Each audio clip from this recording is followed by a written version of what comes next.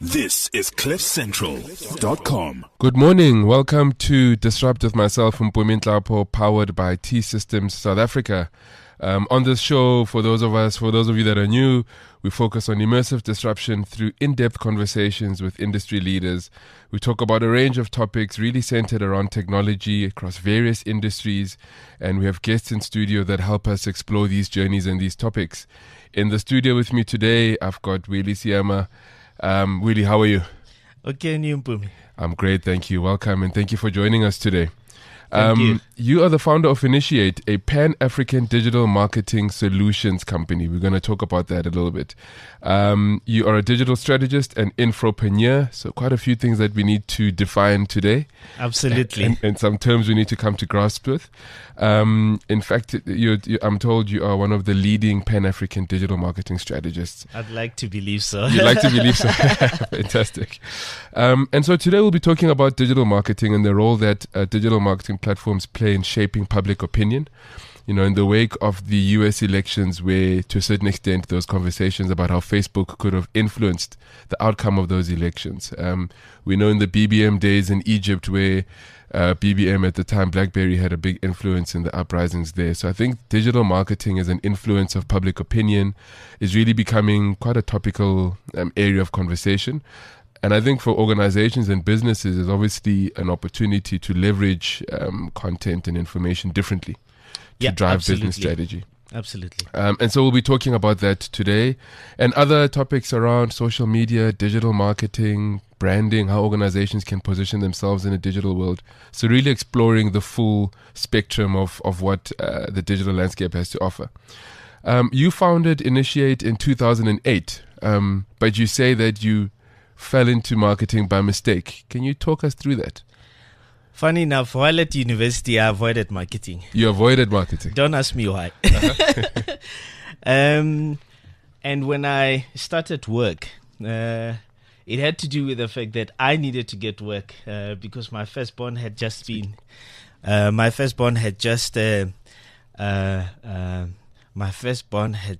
born. Okay.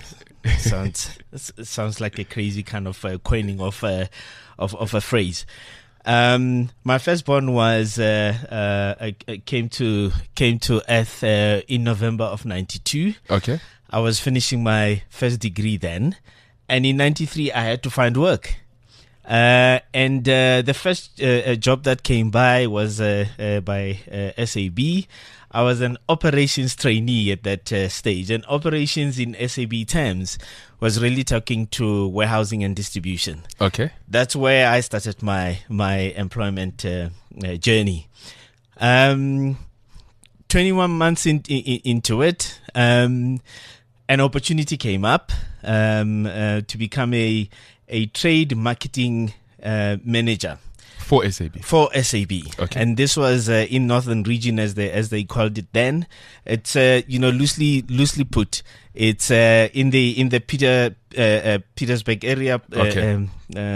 So I took up a role there, and I thought, I'm now in marketing that I avoided at university. Yes. And when I started the journey, I really enjoyed it so much that I stayed in it. So it was by sheer coincidence yes. that I ended up in a marketing role, and to this day I cannot tell you why I avoided this as a career stream from a studying point of view. But I guess it is what it is. Yeah, destiny. Yeah. So Initiate's core mission is to assist brands to develop effective digital footprints. Yes. It's a multi-visual content that you try to produce, and you've been delivering your services for about 6 years now. Actually, for over 8 years. For over 8 years. Yeah. Okay. So let's just talk a little bit about digital marketing and strategy. Digital marketing strategy development, right? Digital marketing. I mean, everything these days, if you put digital before it, then somehow it means it's got to do with the current world. But I think there's more to it. So how do we define digital marketing from traditional marketing? Okay. I suppose in loose terms. Yes. You separate digital from traditional based on the channels that you use to communicate. Okay. Because with traditional, we are talking communication channels that are traditional TV, because even that has gone digital now. Yes, that's what I was going to ask. Exactly. Yes. Traditional TV, traditional radio, which has also gone digital now. Yes. CliffCentral is Absolutely. a digital radio, for lack of a better phrase. Yes. You are also talking a channel like print media. Yes. Okay. When digital marketing speaks to internet-driven communication channels. Okay. That's in the generic kind of way, splitting the two. What is at the core of it, though, is that with traditional marketing as we know it, it tends to be from the brand to the consumers, and there is no a conversation that's happening between the brand and the consumers that they're trying to interest. Okay, so like, for example, if I'm watching television, there's a message that's pushed to me directly, and it doesn't allow me to really engage back. In fact, I like the word that you used, push. Yes. Traditional marketing is about push marketing. Okay. Where you're pushing messages out to consumers, while digital marketing is about pull marketing, where you are hoping that when you put your messages out onto these digital platforms, consumers will pull them because they will look for you themselves. You don't have to be interrupting them. Okay. They will find you. That's where, in kind of technical terms, traditional marketing is different to digital marketing. And there's a space for both. Oh, yes. Okay. In fact, more and more, and this is one thing that I'm really an advocate for, given that, my background is traditional marketing. We're advocating for integrated marketing approach because it's not either one or the other. Okay. It is both. And each one of them will have to find its space because it also depends on all sorts of things, So, some things are broken first on digital media, and then they go to traditional media thereafter, and the other way around. I see. Look at how I like using the example of our perfect wedding. Yes. Our perfect wedding is on traditional TV as we know it. Yes. But when you look at where the conversations are happening, they're happening online about what is happening on TV. Yes. So in that kind of way, you need to have an integrated approach to marketing. I see. Yeah. And then this concept of social community development seems to be quite a buzzword about developing communities, developing social communities. Why is that important, and how do we define that? It is important because the pull nature of marketing as we know it now, which is really spurred on by digital media. Yes. Demands that you have to build your own communities who hopefully are your advocates. Because if you don't have advocates as a brand, you lost in this space where there is so much clutter because everybody is trying to speak to everybody else about everything else that is of interest, hoping that those they are talking to have got a mutual interest. Okay. So you need to have your own communities who will fight your battles for you.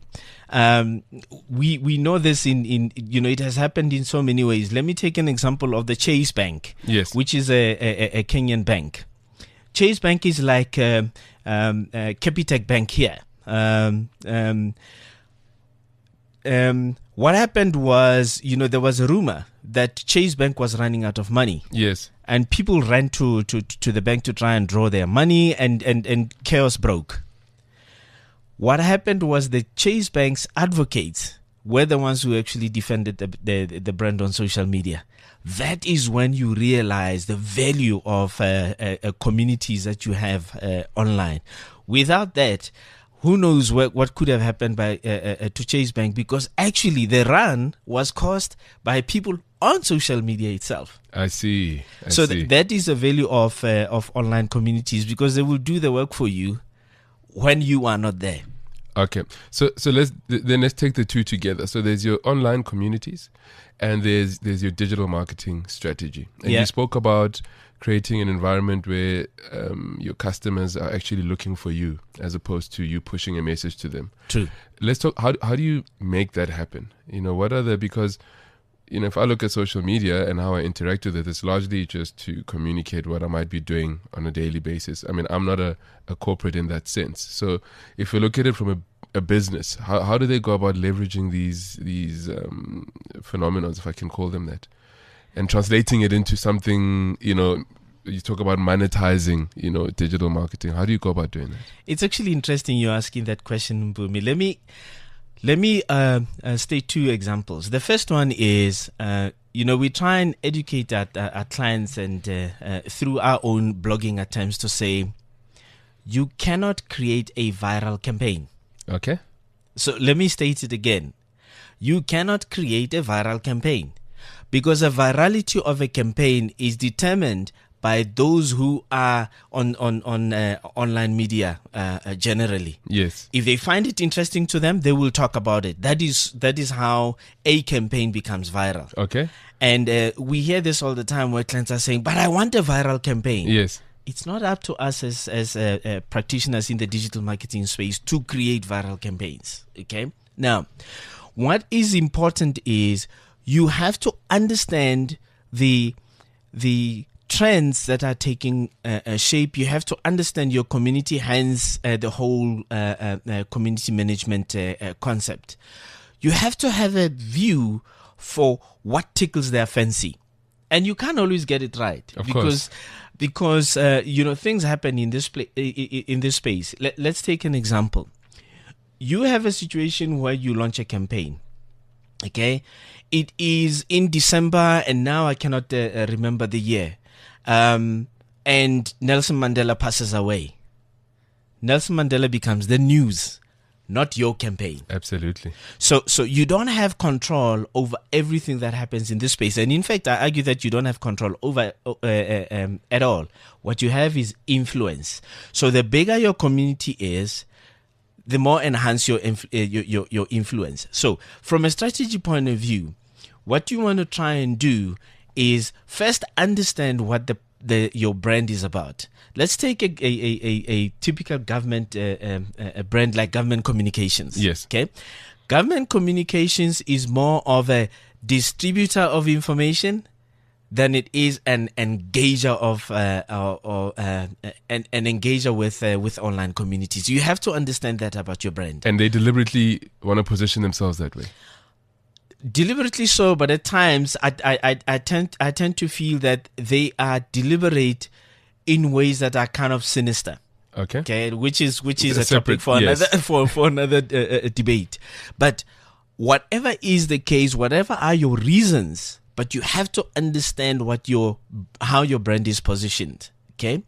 When you understand that, whatever strategy that you're going to come up with in terms of putting messages out and hoping that consumers will draw them, will be informed by your brand positioning. Let's take an airline as an example. Airlines, by nature, and I'd like to argue that they don't even have a choice over this one. Airlines need to engage. Yes. Because when you are at the airport and for whatever reason, there's a flight delay or you've landed at your destination and your bag is missing, you want to talk to somebody. Yes. And you want to do so quickly. Yes. And effortlessly. Yes. So in that case, you typically go to Twitter and say, I have a complaint. The airline who are ferrying you or who ferried you to your destination, they better be there to kind of say, this is what you can do, or how can we help you, yes, or we are addressing this issue. So it's not really a choice matter on their part, because if they are seen to not be engaging with their flyers who they hope to become frequent flyers, they will change airlines. Of course. So in understanding what your brand stands for, you need to then pick your battles, because the other challenge with this is that there is so much in the online space that other brands run the risk of becoming everything. Yeah. It doesn't work. Okay. So when you have then bedded down what your strategy is, which is in line with how your brand is positioned and, the category that your brand is in, you then activate on the basis of that strategy. And you hope that your online community will then engage accordingly and be able to graduate and become your advocates, because ultimately that's what we want. Yes. These communities to do for us, and hopefully as we do more of that and we get in the advocates, those advocates will then influence other consumers. We're talking peer-to-peer influence, and those consumers will then convert and become our customers and ultimately our advocates, and so it goes. But how do we get them to become advocates in the first place, or community participants? Absolutely. Now you have to put yourself out there. What we are hearing more and more in the online space is consumers want transparency. Put yourself out there, be transparent, and engage with them genuinely. Because if you try and hide stuff, they will find out. They always do. Yes. And as you do more and more of that, the online community grows, because they find that you have some level of interest, and share with them stuff that's of interest. The challenge that we having as digital marketers and as brands is that we always keener to push our messages, as opposed to really communicating stuff that is of value to the consumers. Yes. Now, what makes it even more difficult is that, as we told, there is so much of content out there right now that the online consumer is becoming very discerning in terms of which content they engage with and which content they toss out, and also which platform they engage that content on.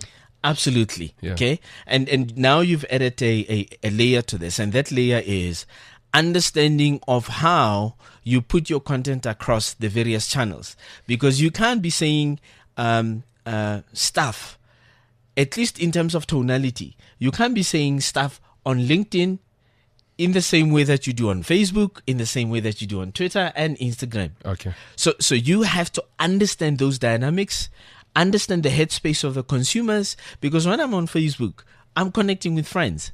Yes.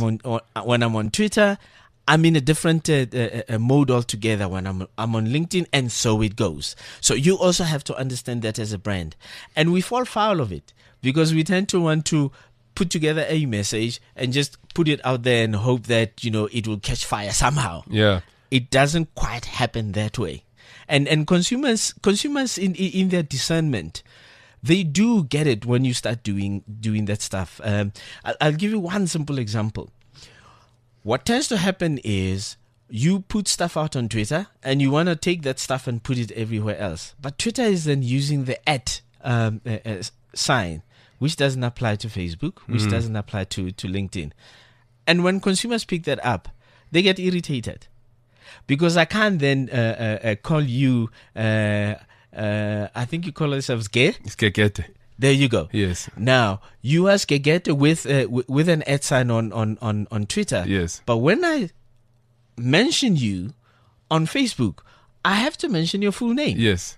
So those are some of the things that we really need to understand as marketers. And it becomes murky in a sense, because we're also trying to do things quicker, cheaper, faster, and the balance becomes a bit tenuous. Now, I want to speak to the second example. When Coca-Cola announced, and I think this was 5 years ago, that they are shifting from traditional marketing as it was known then, yes, to content marketing, I even thought, you such a big train, how are you going to turn this around?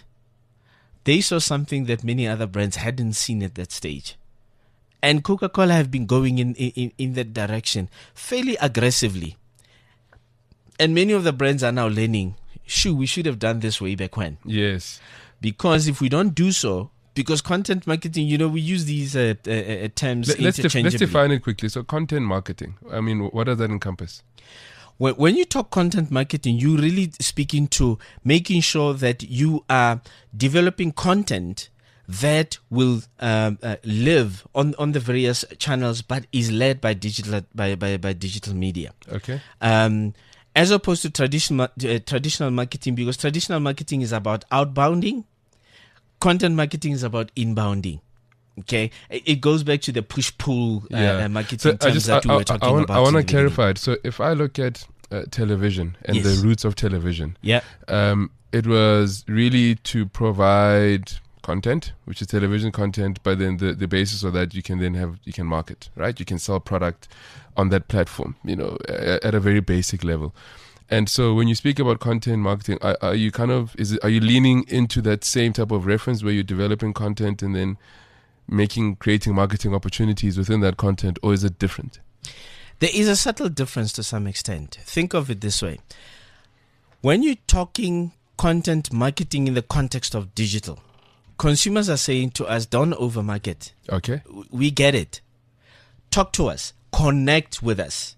And in the process, we'll make up our minds whether we think we want to now graduate and start interacting with your brand. Yes. Which makes it the longer kind of approach. Because as a marketer, I kind of want to talk to you now and let you buy my product right here, right now. Ideally, yes. And content marketing is saying, let's build a relationship. That's where it has to start. Okay. And let's get to know each other. Exactly. And for a good number of brands, think of Red Bull. Red Bull has now effectively become an online publisher. Yes. More than they are a Red Bull energy drink a marketer.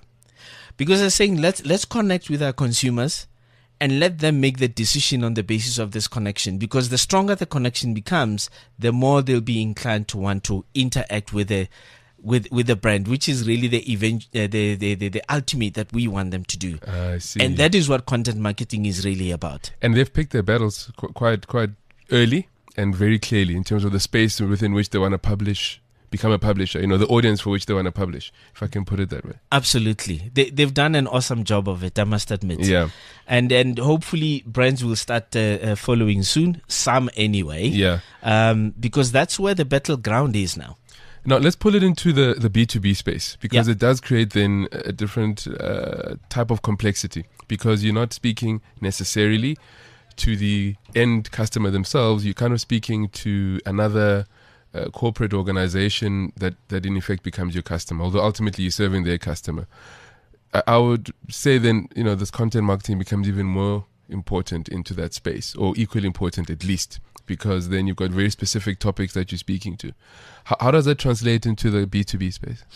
Now, within the B2B space, it's even more important, to your point, because as a business, I know what I'm looking for. And when I look for that which I'm seeking, make sure that you are out there and you position yourself from a B seller point of view, and you position yourself as a subject matter expert insofar as what I'm looking for. Okay. Then I can engage with you.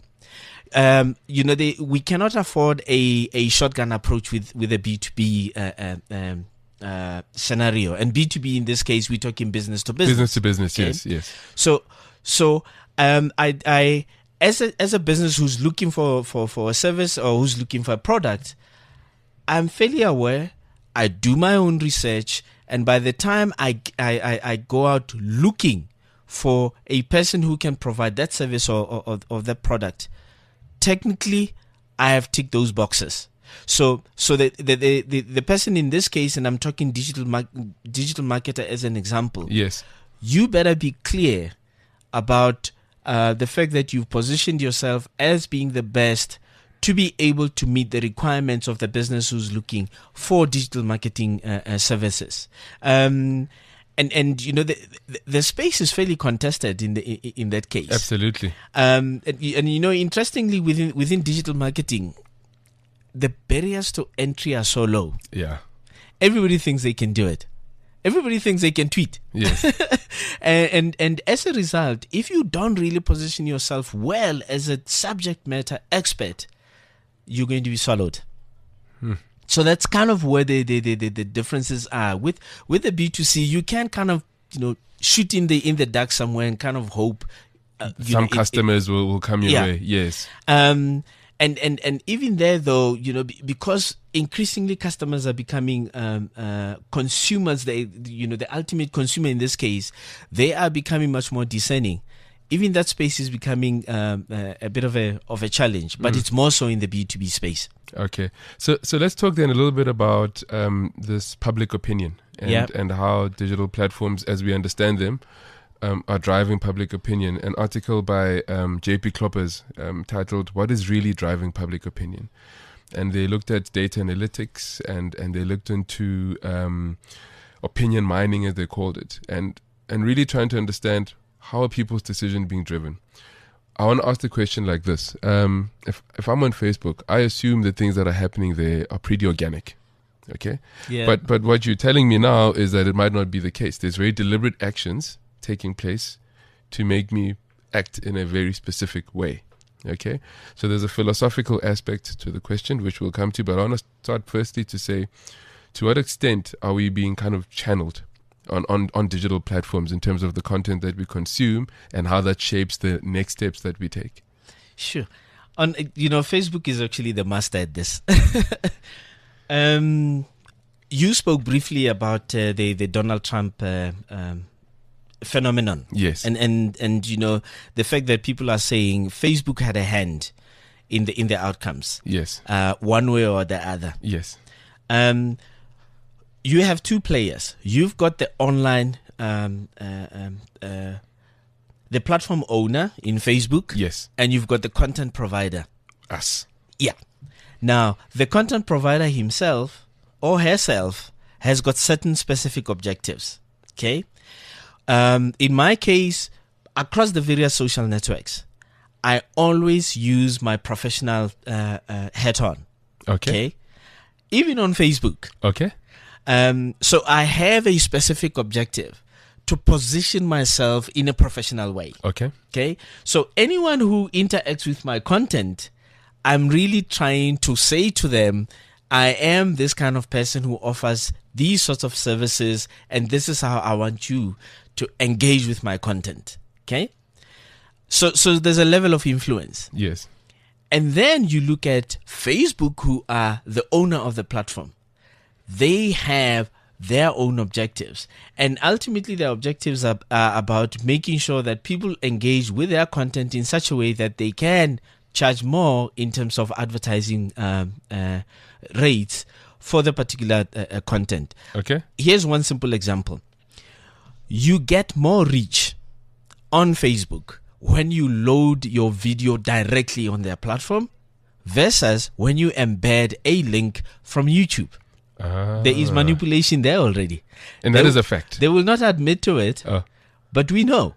Because you cannot explain why when I put on my YouTube video, it gets less reach than when I upload a video directly on Facebook. So it is clear. Yes. Okay. Now, and it is an accepted view now that Facebook does this best, more than any other social network for that matter, by feeding you the type of news that serves their purpose. I remember 5 years ago, for organic content, I used to get lots and lots of reach. Yeah. Now I don't. What is the explanation? They're saying, there's too much clutter of content out there, so we're trying to make sure that we feed your followers and your fans only the type of content which our analytics tells us they are more interested in.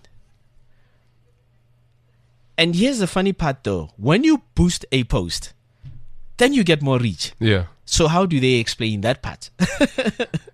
So it is clear to me that there is manipulation insofar as data is concerned. Right or wrong?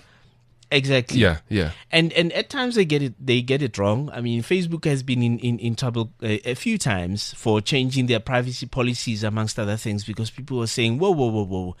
Now you're starting to encroach on our privacy because we come here for a specific purpose. Don't try and play games with with our content and all that. So Facebook is a classic example, if you like, of what can happen when we are able to take data, crunch it, make sense of the data, and start feeding people on our side only the data that serves our purpose. And that's not new, right? So without making it about Facebook, but if I look at media in general, I mean, this term propaganda has always been there. There you have so, it. I mean, whether it was television and they push certain news, public broadcasters, depending on the regime that was, I guess, running the national broadcasters at the time, print publications, depending on who owns that publication, they can feed us. So I guess any media is open to manipulation, right or wrong. No, it is. And here's an example from a content provider point of view. Okay, people have now figured out that you can actually open lots and lots of accounts and start publishing a content with a certain viewpoint, and the more people see that type of content, the more they are likely to start engaging, and to some extent even believing what you're telling them as a content provider.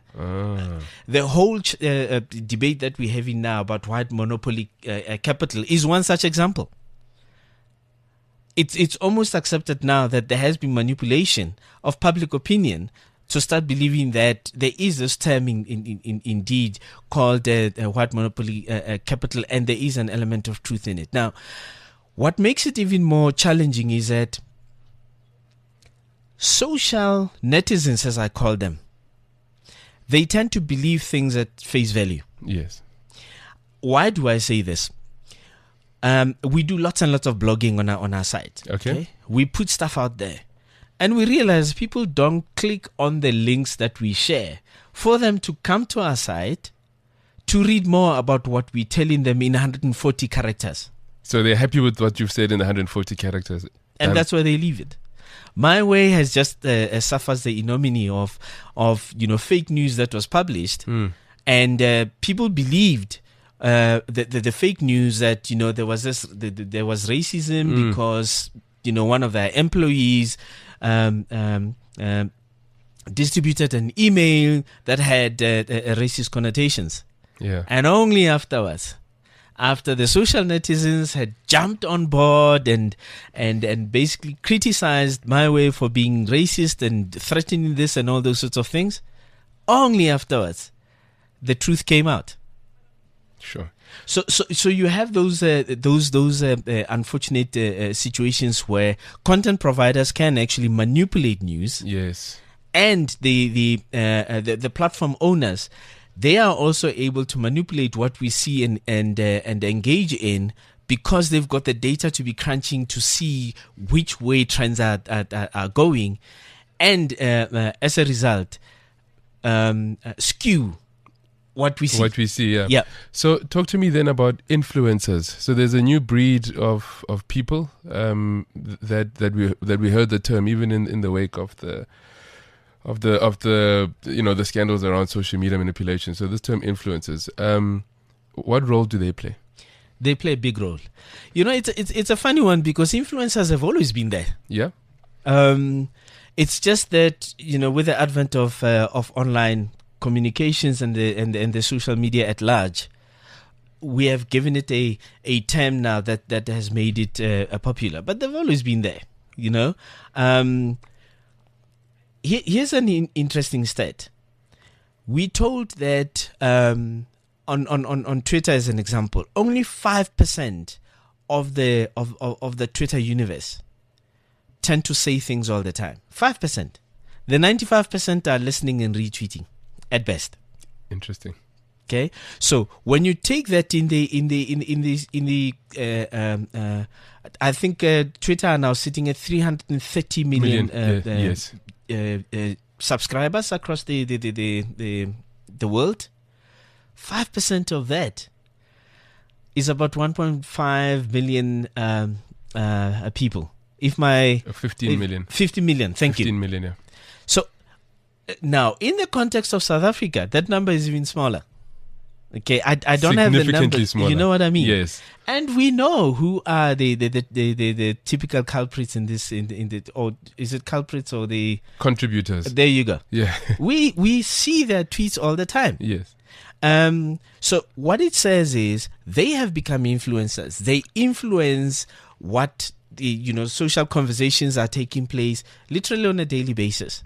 Okay, and as a result, they've become so powerful in their own right. Some of them have kind of found their own niches. I was listening to Webfluential talking about how the trends are shaping out in South Africa right now. Webfluential is a platform where if you believe you're an influencer, you will register yourself there. Okay. Companies will come looking for you so you can distribute their content or at the least, endorse them. Okay. We know that Kim Kardashian is one typical example of somebody who makes lots and lots of money from endorsing brands. Yes. Okay. So back to South Africa. Webfluential indicated that they don't have enough influencers who talk about business. Interesting. So to anyone who's listening out there who might have missed this, they can give you a call. There you go. Yeah. So go register yourself if you believe that you are influential in the business space, because companies who are trying to do a business are looking for you. So influencers have become such a big phenomenon. Thanks to the digital marketing, the increase in digital marketing influence itself. Yes.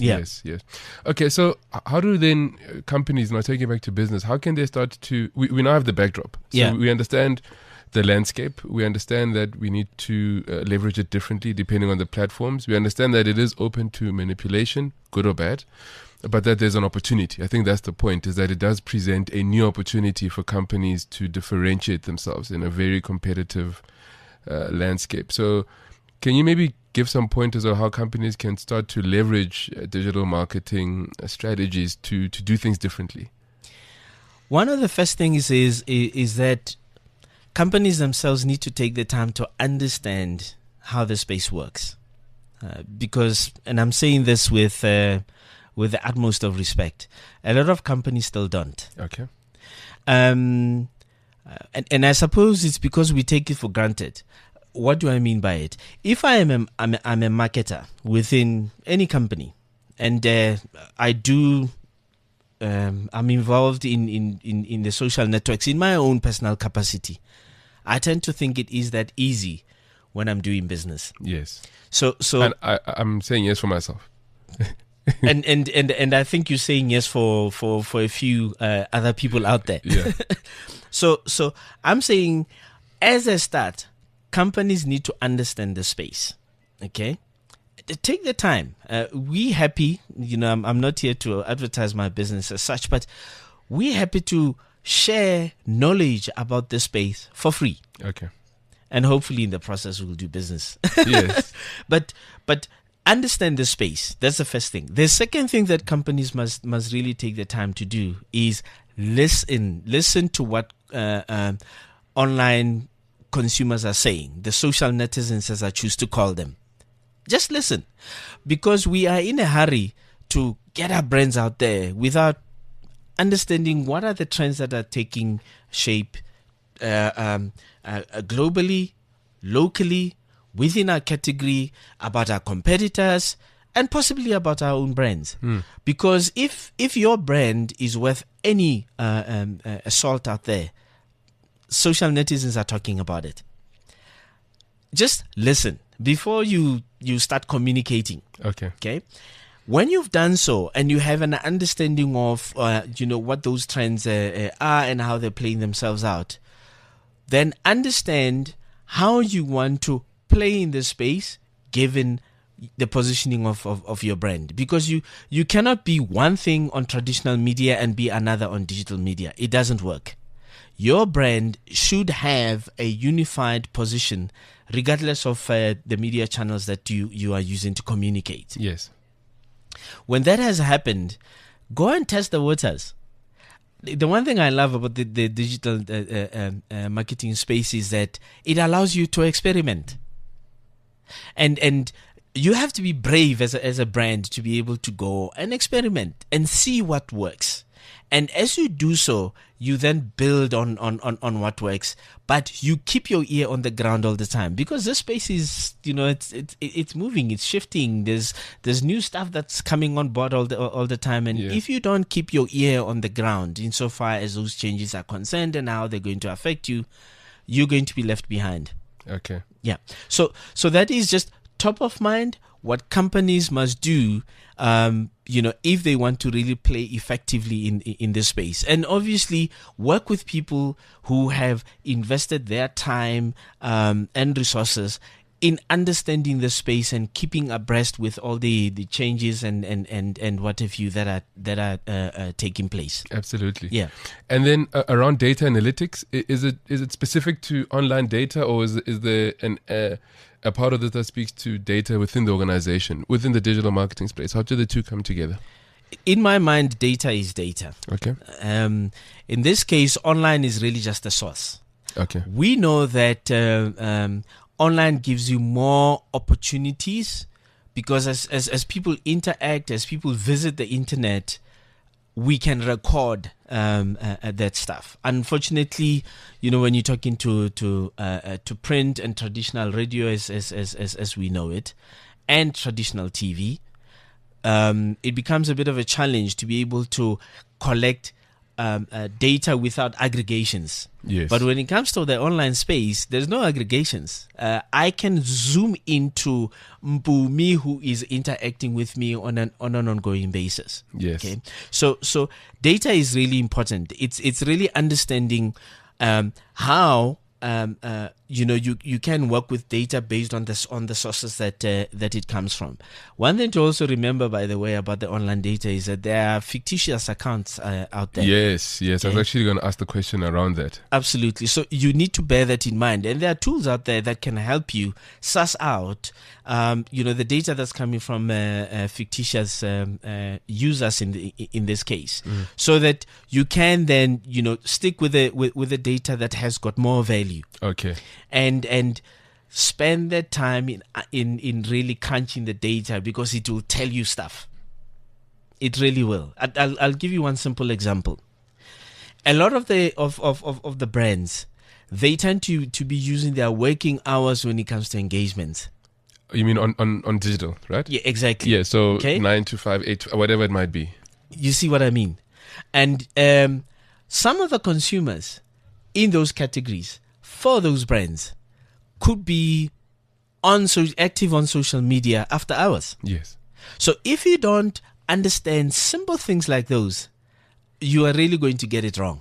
So it's a simple example of the reason why we should understand what is happening online by just looking at the data and trying to get insights from it, which will inform what you must do better. Yeah, I guess if your people are online after hours and you post in the morning, they might miss it, for example. There a you simple go. thing. There you go. Yeah. Or they are online on the weekends. I mean, the whole advent of Black Twitter. We know that Black Twitter is very live on Sunday from afternoon going to the evening. Yes. So if you don't understand those sorts of things as a brand because you don't analyze your data, then you're going to miss the mark. Absolutely. Let's now take a bit of a broader perspective into beyond South Africa, into the rest of our continent. What are the trends looking like there? How are things emerging more broadly on the continent? Well, South Africa started the trend generally when it comes to social media. Okay. But we've been left behind. The latest analysis that we did on Facebook tells us that we are being left behind. Left behind in what sense? Okay. Let's talk about just growth of users. Okay. And use it as an indicator of the fact that we've been left behind. Okay.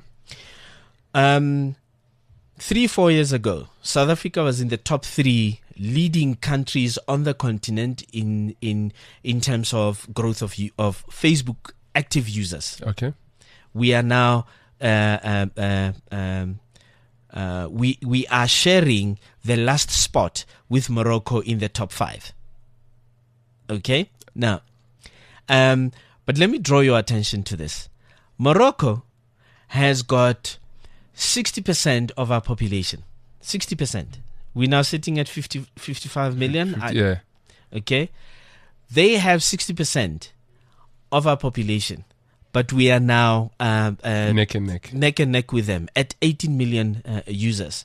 That already tells you that we are actually losing out insofar as our impact within the social network space. Okay. While I haven't done the numbers lately for the other social networks, I wouldn't be surprised if the trend is common. Because Facebook has become like a Coca-Cola. You know, when you speak about fizzy drinks, you speak about Coca-Cola. Yes. Facebook has become that for social media. So Facebook is a very good proxy for what is happening on the social network front. And what's leading to this? What's the cause? Part of the reason is because our data is so expensive in this country. I see. I mean, it's ridiculous. I have written quite a lot about our data costs. Comparing in some cases our very own companies that are in other countries. I've done so for Nigeria. As a matter of fact, our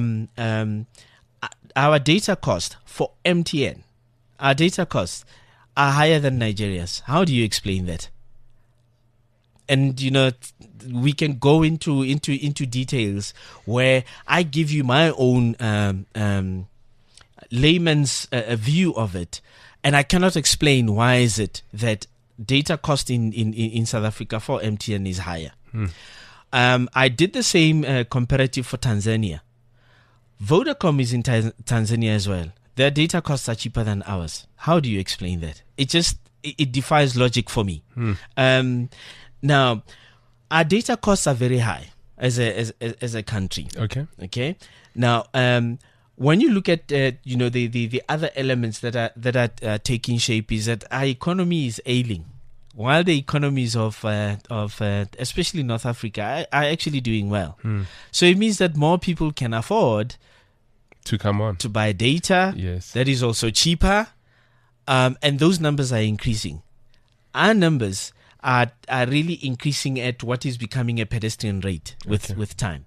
So that is the one key thing, in my opinion, that is leading to us losing the spotlight insofar as the trends are concerned. And it's going to have knock-on impacts. I mean, not necessarily from a social media point of view, but with the diminishing numbers of people being connected, has knock-on effects onto the rest of the economy.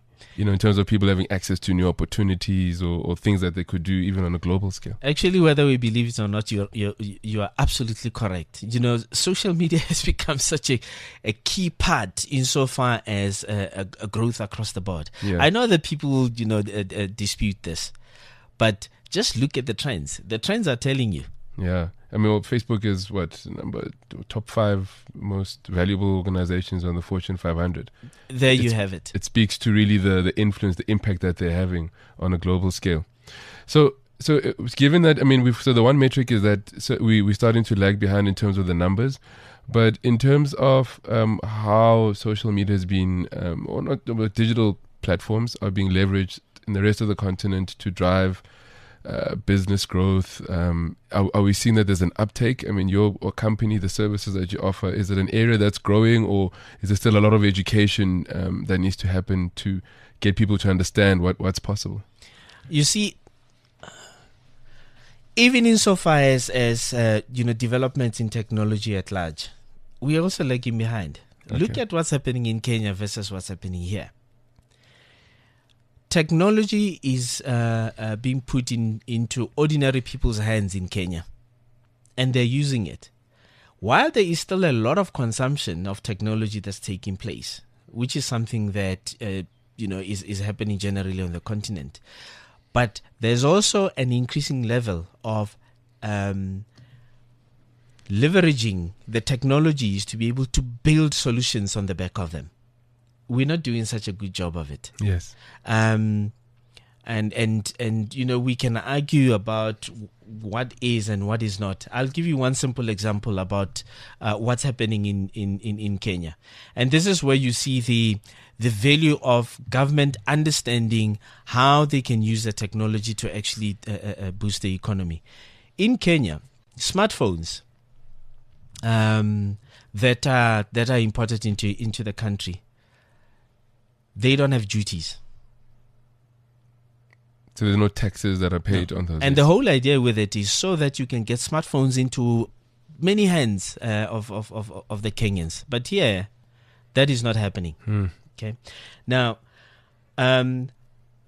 and you have a situation in Kenya where government is working with business and civil society to be to make sure that they can really take the technology to the next level. We have an example of iHub Nairobi, which is very well known. iHub, yeah. Yes. Okay. This has become a platform where government and private industry and the developers themselves come together, and they talk about challenges that that exist out there and solutions that could be developed for them. We don't have that in the country. So as long as kind of, in my view, government hasn't really identified what it can do together with, the development community in the country to be able to work together and solve problems. Okay, so then let's take a different view. Where do we have an advantage? So Okay. so if someone is sitting and saying, okay, so we've got challenges which we understand, but what opportunities can I leverage to really maximize for my organization or my small business or myself in my personal capacity? Cool. Now, the key thing, let's talk about it not so much from a developer community point of view, Yes. because there is a lot more that we can leverage from digital technologies. I'll give you an example with my company. And one could argue that I'm already playing in this space, but this applies specifically for small businesses. The amount of time that I'm saving by making sure that I leverage technology is massive. It's massive in the sense that I work virtually almost 100%. Okay. So what then happens is, because I work virtually, it means that I can collaborate with my team wherever I am without the need of being in a physical space. And I'm trying to run many of my meetings in that kind of way now, where we use digital technology alone. In this city where traffic is such a challenge, it saves me massive amounts of money in time, because what I sell literally is time. So if I can travel less and do more using technology, what a pleasure, because then I can do more things. So small businesses must look into the digital technology space with more interest. It will save them time. And the more time you can save, the more you can be productive in terms of whatever services or products that you offer. So from that kind of perspective alone, it's a massive, massive thing. And I know that, as SMEs, and I generalize, SMEs haven't really leveraged the space as well as they should. I would agree with you. Yes. Yeah. Let me give you another example. I use Google services. I run my email on Google. I use Google cloud services. I run all my documents on Google, so I don't use Microsoft documents anymore. Okay. It was really my choice. It's a personal choice, yes. Exactly. So I use one point of entry for running my whole business. It saves me time, because I don't have to be using different applications and all those sorts of things. And I know that, people have got different preferences. Yes. I'm just using that as an example of how I'm able to use the most valuable resource for me, which is time, by tapping into Google services to be able to run my business at large. So if and before we wrap, I really want to take something from this conversation. You said the space is evolving rapidly. There's new developments all the time. What are the top 3 trends that you see will have a major impact on organizations that are really trying to leverage digital marketing? I've spoken to one already, Mpumi, which is an integrated approach to marketing. It's not traditional marketing versus digital marketing. It's not. It's both and. Okay. The circumstances will then determine which one takes the lead and so on and so on. But it is an integrated approach. That's number 1. 2, influencer marketing is something that we must just reckon with. It's here to stay. It is here to stay. But in doing so, let's really take the time to understand how we can tap into it, because you cannot have a single influencer who's talking about this brand today and another brand tomorrow, and so it goes. Doesn't make sense. You know, the online consumers are not that stupid. The third one really for me is that analytics is now taking things to the next level. It's no more just data analytics. It's now predictive analytics. Yes. Because in doing the crunching with the data, we must keep asking ourselves, what does this tell us? You know, the one simple truth that I've learned, Mpumi, is that humans are habitual in their nature. Yes. You know, yes. we wake up, we brush our teeth, we walk into a shower for those of us who are that lucky. We go dress up, and then we leave for work. For those of us who are lucky to work as well. Yes. We are very habitual. So the more we spend time on data in understanding what those trends are and patterns are, we can actually become predictive when it comes to what we must do to engage the online consumer. Okay, fantastic. Yeah. And then as we do on the show, we talk about disruption, and really we do understand that social media has really disrupted how opinions are formed, how perceptions are created and shaped. We've used quite a few anecdotes and examples today. How do you describe disruption for yourself? Okay, now here's an interesting one, Mpumi. I had a lot of thoughts about the word disruption and how it applies to my business. You know, at times we talk about disruption as though it's this big term that's out there. Yes. Let me give you a simple example how I started. Now, we know that entrepreneurs or startups, if we are to use a different term, have got certain specific challenges. One of them is funding. The other one is, market access. Now, in my case, I had the same issues. The way I made sure that I could get going without the funding, without the market access, one was making sure that I blog a lot so that I could get my business out there. Yes. The second thing that I did was making sure that I employ people on attitude, because when I started, I couldn't afford the expertise. Yes. Okay. So I employed on attitude. The third one, I formed lots and lots of partnerships. I live through partnerships to this day. That's how I really disrupted the market. You could argue that it's not a big way, but it's actually what got my business to where it is today. If I didn't think of alternative ways of making sure that I could start, keep my business going, and now we're starting to afford the experienced resources, which we couldn't in the beginning, but there had to be a way. Okay. So that's really the kind of small disruptions that we should be making. We should start small before we start thinking, how do I disrupt the industry itself? Yes. Before we even start to learn to walk and later run. Okay, fantastic. And then, in a nutshell, your vision for Africa, very quickly, as a Pan-African player. Africa is a place to be. South Africans must stop this thing of thinking that it's all in South Africa. The rest of the continent offers so many opportunities, but you just have to be prepared to get out there and learn, and not bring, this arrogance of being South African and knowing it all. And this is why we have this love-hate relationship with the rest of the continent. Okay. Thank you very much, Willy Seyama, the CEO and founder of Initiate, for joining us today to talk about digital marketing strategies and how organizations can leverage the digital world from a communications perspective very differently. Thank you to T-Systems, our sponsors on this show, for making the platform possible. Once again, you can follow T-Systems on www.unoutsourced.co.za. My name is Mpumi Nhlapo. Thank you for joining us on Disrupt. Have a wonderful day. This is CliffCentral.com.